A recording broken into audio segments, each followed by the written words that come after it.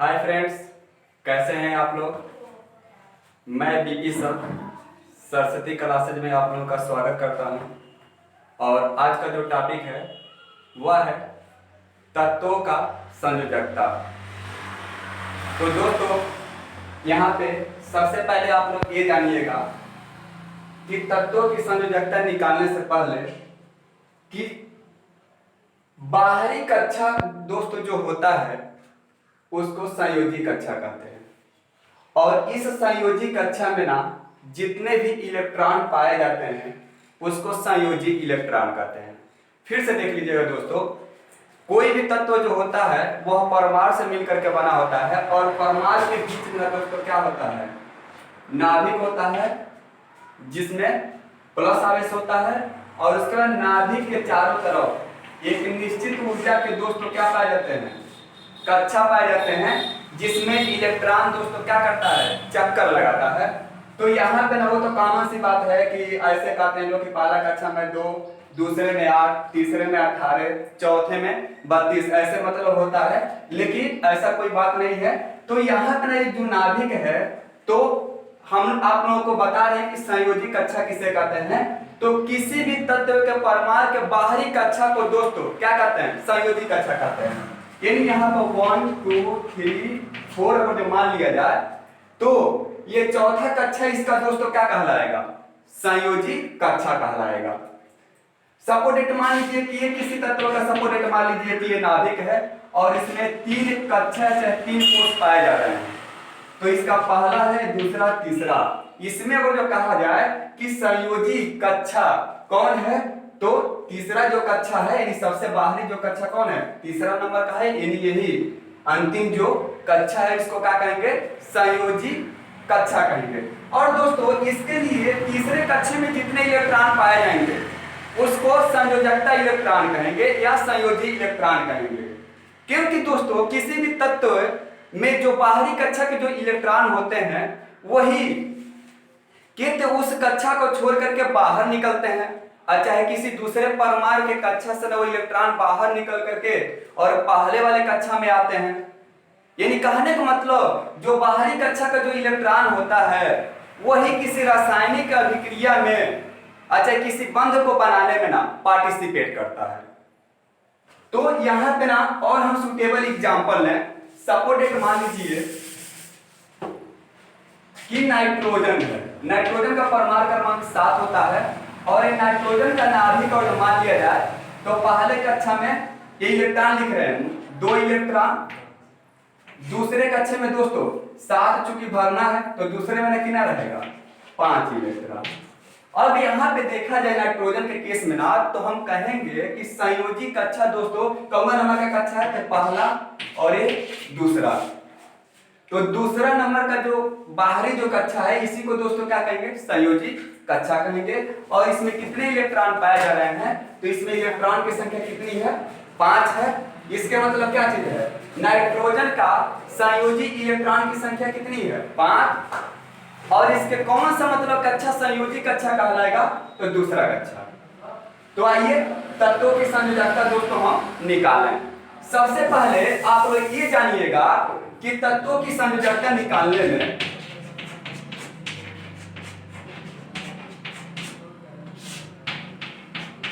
अगर किसी तत्व में संयोजी कक्षा में यानी अगर किसी तत्व के संयोजी कक्षा में इलेक्ट्रॉनों की संख्या 1 से लेकर के अगर 4 तक पाई जाती है तो वही उसकी संयोजकता होती है और वो संयोजकता पॉजिटिव में होती है। यानी कहने का मतलब सपोर्टेड मान लीजिए कि वो जो किसी तत्व के संयोजी कक्षा में इलेक्ट्रॉन 1 पाया जा रहा है, यानी बाहरी कक्षा में 1 इलेक्ट्रॉन पाया जा रहा है तो उसकी संयोजकता +1 होगी। अगर किसी तत्व के बाहरी कक्षा में इलेक्ट्रॉन की संख्या 2 पाया जा रहा है तो उसकी संयोजकता +2 होगी। लेकिन दोस्तों यहाँ पे ना हीलियम को छोड़ दिया जाता है क्योंकि हीलियम का परमाणु क्रमांक दोस्तों बिना होता है 2, यानी ये नाभिक है तो पहला कक्षा में 2 इलेक्ट्रॉन रहना चाहिए, 2 इलेक्ट्रॉन है तो 2 में से ना दोस्तों 2 को हम घटा देते हैं। हीलियम की जो संयोजकता होती है वह 0 होती है। इसका हम चर्चा बाद में करेंगे। और ये सपोर्टेड मान लीजिए कोई ऐसे तत्व है जिसके संयोजी कक्षा में 3 इलेक्ट्रॉन है तो उसकी संयोजकता +3 होगी। और कोई ऐसा तत्व है जिसके संयोजी कक्षा में यानी बाहरी कक्षा में 4 इलेक्ट्रॉन है तो उसका संयोजकता +4 होता है। तो आइए सबसे पहले इसका हम देखते हैं, इसका एग्जांपल देखते हैं। सबसे पहले सोडियम का ले लेते हैं, परमाणु क्रमांक की कार्य 1s2 2s2 2p6 3s1। अब यहाँ पे पहला कक्षा में दोस्तों देखा जाएगा कितने इलेक्ट्रॉन, 2 इलेक्ट्रॉन। दूसरे कक्षा ये भी और ये भी, ये 2 यानी S और P मिला करके दूसरा कक्षा बना रहे हैं कितने इलेक्ट्रॉन, 8 इलेक्ट्रॉन। और तीसरे कक्षा में दोस्तों कितने इलेक्ट्रॉन है, केवल 1 इलेक्ट्रॉन है। तो यहाँ पर आप लोग देख रहे हैं कि बाहरी कक्षा को दोस्तों क्या कहते हैं, संयोजी कक्षा, और उसके इलेक्ट्रॉन को दोस्तों क्या कहते हैं, संयोजी इलेक्ट्रॉन कहते हैं। तो इसके मतलब सोडियम की जो संयोजकता जो होगी वह कितनी होगी, तो सोडियम की संयोजकता +1 होगी, क्योंकि मैंने आप लोगों को बताया है कि किसी भी तत्व के जब संयोजी कक्षा में इलेक्ट्रॉन की संख्या 1 से 4 तक रहेगी तो जितना इलेक्ट्रॉन रहेगा वही उसकी संयोजकता होगी और प्लस में ना। तो यहाँ तो 1 है तो सोडियम की संयोजकता कितनी हुई, +1, यानी इसकी संयोजकता कितनी हुई, 60 फॉर्म में संयोजकता +1। मैग्नीशियम का देख लीजिए, इसका कितना होता है, 12।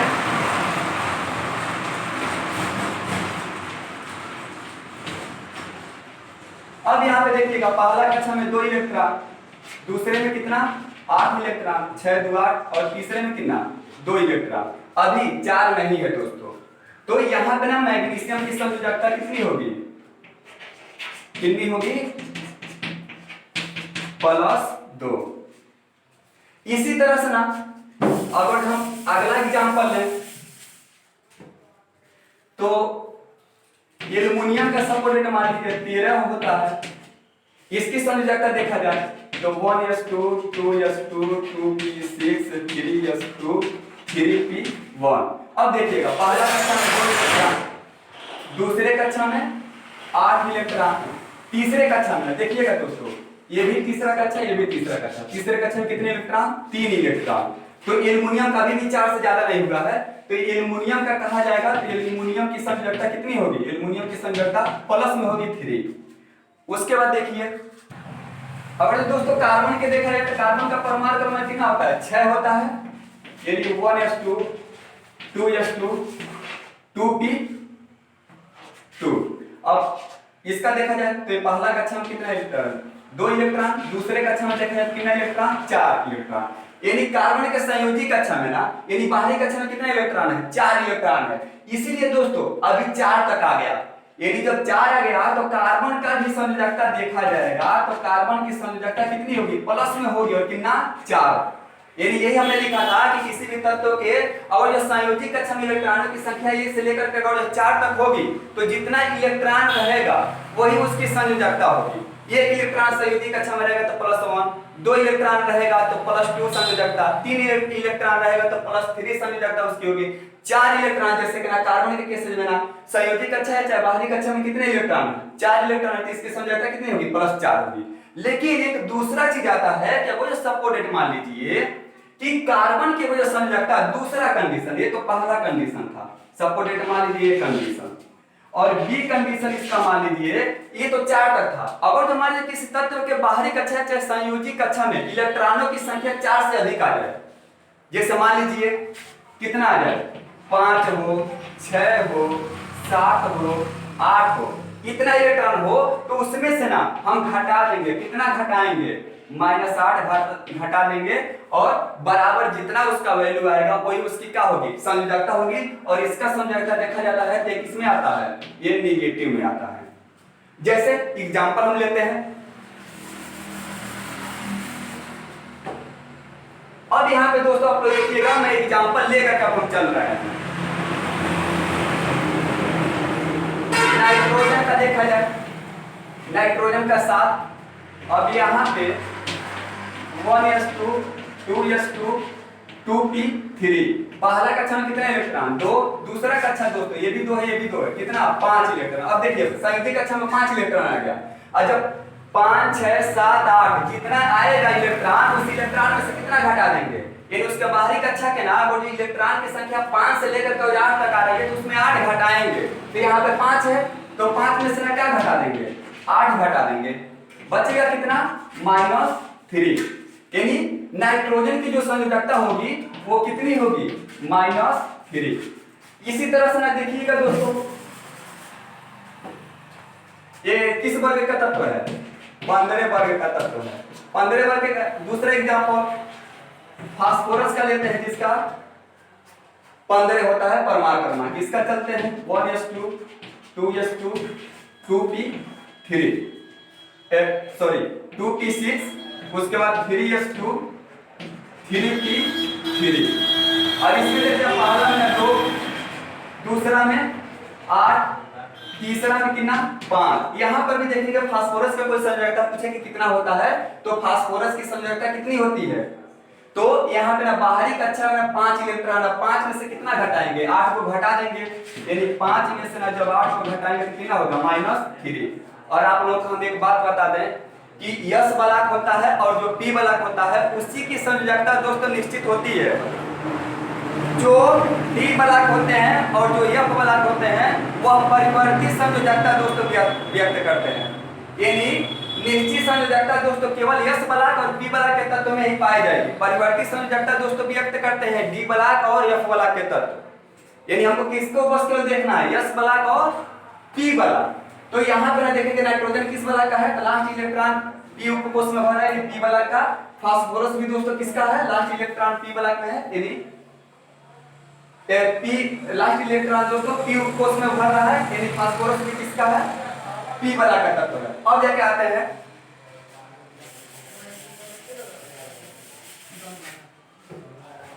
अब जो ऑक्सीजन का बात करें तो ऑक्सीजन का अर्थ होता है तो 1s2 2s2 2p4। पहला कक्षा में 2 इलेक्ट्रॉन, दूसरे में कितना 6 इलेक्ट्रॉन आ गया। अब हमने ये बताया है कि अगर जो 5 6 7 8 अगर जो जितना बाहरी कक्षा में इलेक्ट्रॉन रहेगा 5 से लेकर 8 तक, तो उसमें से कितना घटा देंगे, 8 को घटा देंगे। 6 में से कितना का घटाएंगे, 8 को घटाएंगे, और 8 को घटाएंगे तो कितना हो जाएगा -2। यानी ऑक्सीजन की दोस्तों संयोजकता कितनी होगी, -2।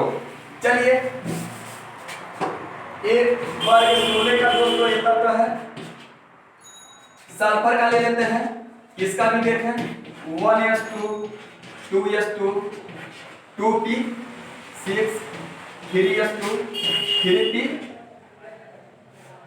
3p कितना हो गया 10 2 12 और 12 4 16। अब इसमें देखिएगा 2 ये कितना हो गया 8 के तीसरे 4 और 2 कितना हो गया 6।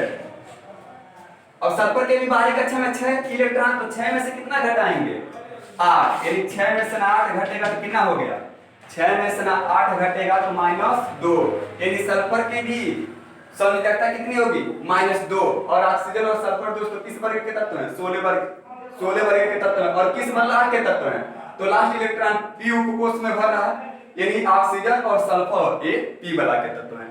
नेक्स्ट हम चलते हैं,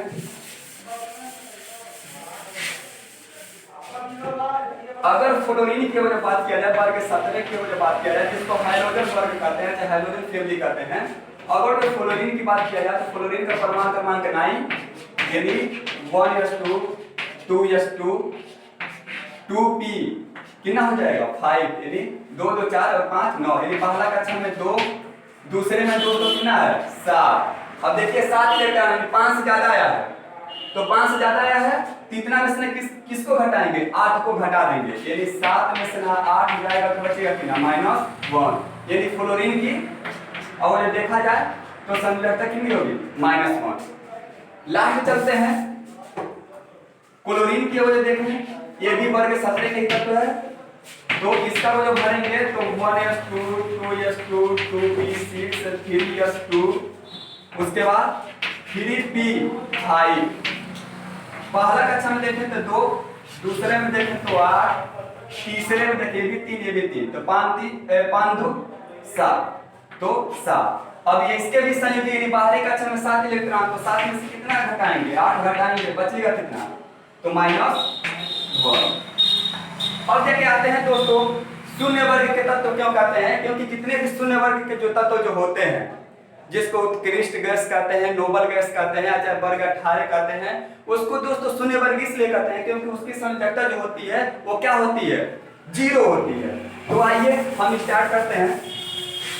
वर्ग 18 या शून्य वर्ग के तत्व दोस्तों क्यों कहते हैं, तो सबसे पहले इसमें हीलियम आता है। देखिएगा दोस्तों, हीलियम का होता है परमाणु क्रमांक 2 और इसमें 1s2 होता है। अब यहाँ पे आप लोग देखिएगा, पहला कक्षा में 2 इलेक्ट्रॉन रहना चाहिए, तो 2 इलेक्ट्रॉन है।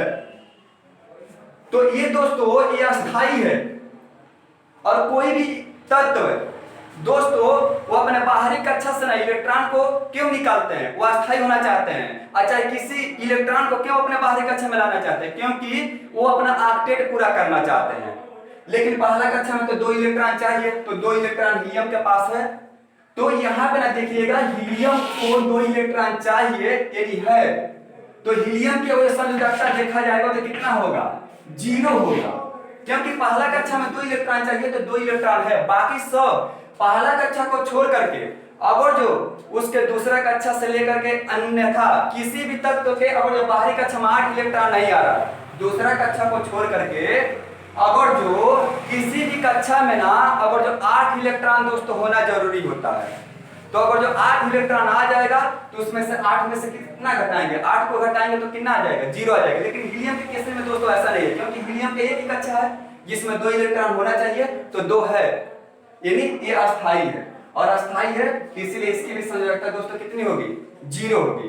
आइए नेक्स्ट बढ़ते हैं, नियान का बोले देखें तो इसका होता है 10, 1s2 2s2 2p6। पहला कक्षा में 2, दूसरा में कितना है इलेक्ट्रॉन, 8 चाहिए, ये भी अस्थाई हो गया क्योंकि दूसरा कक्षा में कितना चाहिए, पहला कक्षा में केवल 2 इलेक्ट्रॉन, बाकी सब किसी भी तत्व का हो, चाहे दूसरा कक्षा से लेकर के कोई भी कक्षा हो, और 8 इलेक्ट्रॉन आ गया तो अस्थाई हो गया। और जब अस्थाई हो गया तो इसके मतलब उसकी संयोजकता कितनी हो जाएगी, 0 हो जाएगी। और यहाँ पे भी देख रहे हैं 8 इलेक्ट्रॉन, यानी 8 इलेक्ट्रॉन है तो 8 में से कितना घटाएंगे, 8 घटाएंगे, यानी 8 में से 8 घटाएंगे तो कितना हो जाए, 0। इसीलिए दोस्तों हीलियम हुआ, नियान हुआ, आर्गन हुआ, ये किस वर्ग के तत्व में, शून्य वर्ग के तत्व। और कोई कहे कि वर्ग 18 के तत्वों को शून्य वर्ग के तत्व क्यों कहते हैं, क्योंकि उसकी संयोजकता होती है कितनी होती है, 0 होती है। आइए एक और एग्जांपल देख लें।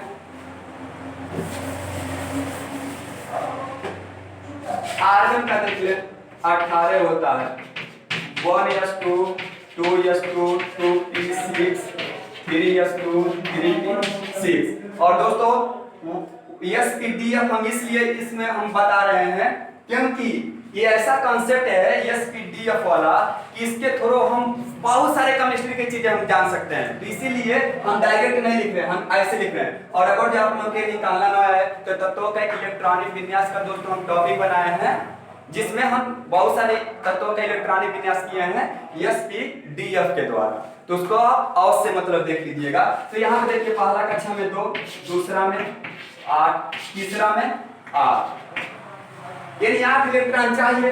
केवल पहला कक्षा में दोस्तों हीलियम जो था, यानी पहला कक्षा में केवल कितना इलेक्ट्रॉन चाहिए, 2 इलेक्ट्रॉन। तो पहला कक्षा में 2 इलेक्ट्रॉन था, इसलिए इसकी संयोजकता कितनी थी, 0। अब देखो उस तत्व की संयोजकता 0 होगी जिसके बाहरी कक्षा में 8 इलेक्ट्रॉन आ जाए। पहला कक्षा को दोस्तों छोड़ करके पहला कोई भी तत्व हो और उसके पहला कक्षा में 2 इलेक्ट्रॉन आ रहा है तो उसकी संयोजकता 0 हो जाएगी। लेकिन पहला कक्षा को छोड़ करके कोई भी तत्व हो और उसके बाहरी कक्षा में ना, यानी पहला कक्षा को छोड़ करके चाहे वो दूसरा हो, तीसरा हो, चौथा हो, और 8 इलेक्ट्रॉन आ रहा है तो उसकी संयोजकता भी कितनी होगी, 0 होगी। तो 8 इलेक्ट्रॉन और 8 में से कितना घटाएंगे, 8 घटाएंगे तो बचेगा कितना, 0। तो ये दोस्तों था कुछ मुख्य बातें। अब मैं आशा ये कर रहा हूं कि आप तत्वों की संयोजकता निकालना आप लोग जान गए होंगे। और दोस्तों जो पोटेशियम की बात कहा जाए, पोटेशियम का 19 होता है परमाणु क्रमांक, यानी 1s2 2s2 2p6 3s2 3p6 और उसके बाद 4s1। तो देखिएगा 2 2 4 6 10 10 2 12 12 6 18 18 1 19 हो गया। पहला कक्षा में कितना इलेक्ट्रॉन, तो 2 इलेक्ट्रॉन। ये भी दूसरा कक्षा, ये भी दूसरा कक्षा, यानी 6 तो कितना हो गया, 8। ये भी तीसरा कक्षा, ये भी तीसरा कक्षा, तो ये भी कितना हो गया, 8। और ये तो चौथा कक्षा कितना है, 1 इलेक्ट्रॉन। यानी आप लोग देख रहे हैं कि पोटेशियम के संयोजी कक्षा में ना, चाहे बाहरी कक्षा में कितना इलेक्ट्रॉन, एक इलेक्ट्रॉन। अब यहाँ पे पोटेशियम की दोस्तों संयोजकता को जो कोई पूछे कितना होगा, तो मैंने बताया है कि अगर किसी भी तत्व के बाहरी कक्षा में और एक से लेकर के 4 तक अगर इलेक्ट्रॉन है, तो अगर एक इलेक्ट्रॉन बाहरी कक्षा में है तो उसकी संयोजकता +1 होगी। अगर जो 2 इलेक्ट्रॉन है हीलियम को छोड़ करके, तो उसकी संयोजकता कितनी होगी, +2 होगी। अगर जो 3 इलेक्ट्रॉन है बाहरी कक्षा में तो उसकी संयोजकता कितनी होगी, +3 होगी। और अगर जो 4 इलेक्ट्रॉन है बाहरी कक्षा में तो उसकी संयोजकता कितनी होगी, +4 होगी। लेकिन हीलियम को दोस्तों देखा जाए तो हीलियम के बाहरी कक्षा दोस्तों एक ही कक्षा है, ये है। अब पहला कक्षा में 2 इलेक्ट्रॉन होना चाहिए, तो 2 इलेक्ट्रॉन है, इसीलिए हीलियम की संयोजकता कितनी होती है, 0। तो यहाँ हम बात करें तो पोटेशियम की संयोजकता दोस्तों लास्ट कक्षा में 1 इलेक्ट्रॉन है, कितनी होगी, +1। इसी तरह से मैग्नीशियम के बारे में बात किया जाए तो मैग्नीशियम का बारे होता है 1s2 2s2 2p6 3s2, 12 हो गया। पहला कक्षा में 2, दूसरा कक्षा में 8, तीसरा कक्षा में 2। यानी बाहरी कक्षा में मैग्नीशियम के बाहरी कक्षा में कितने इलेक्ट्रॉन, 2 इलेक्ट्रॉन। और चूंकि जब 2 इलेक्ट्रॉन है तो आप लोग को बताए हैं कि अगर किसी भी तत्व के बाहरी कक्षा में 1 से 4 इलेक्ट्रॉन है तो उसकी संयोजकता प्लस में आती है और उतनी ही आती है जितने उसके इलेक्ट्रॉन होते हैं। तो बाहरी कक्षा में 2, यानी मैग्नीशियम की दोस्तों संयोजकता कितनी होगी, +2 होगी। तो ये दोस्तों आज के टॉपिक मेरा दोस्तों क्या था, तत्वों की संयोजकता, जो कि ये कंपटीशन बेसिस पे बहुत ही इंपॉर्टेंट टॉपिक है। और दोस्तों अगर आप लोगों को ये वीडियो अच्छा लगता हो तो जरूर आप लोग सब्सक्राइब करिए, कमेंट करिए, और जो भी टॉपिक आप लोगों को नहीं समझ में आ रहा है तो कमेंट करके जरूर बताइए, ताकि जो हम उस टॉपिक पे वीडियो बनाएं और आप तक पहुंचाएं। तब तक के लिए थैंक्स।